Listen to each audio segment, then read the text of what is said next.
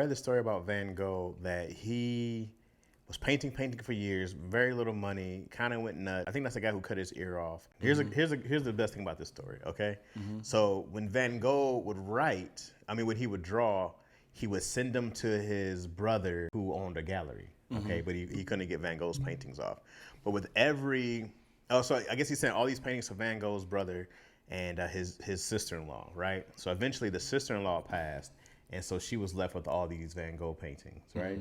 So the thing that made it special, she was like, nobody was buying the paintings, but he wrote a little note and little pictures with each painting, right? So she's like, now that he would draw a bedroom, and it was like, oh, this is the room where this happened and this and this.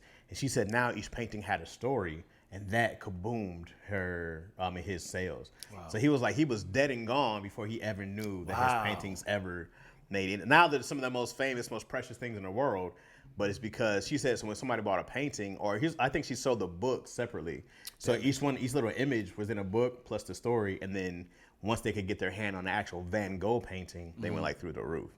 And I thought, bro, how dope is that he never knew that he was successful. As far as he knew, he died of failure. That hurts my feelings. But she had the thing that made it special was like, oh, you're not just selling paintings. There's a whole story behind it, yeah. And you actually made your story and what was in your head. Right.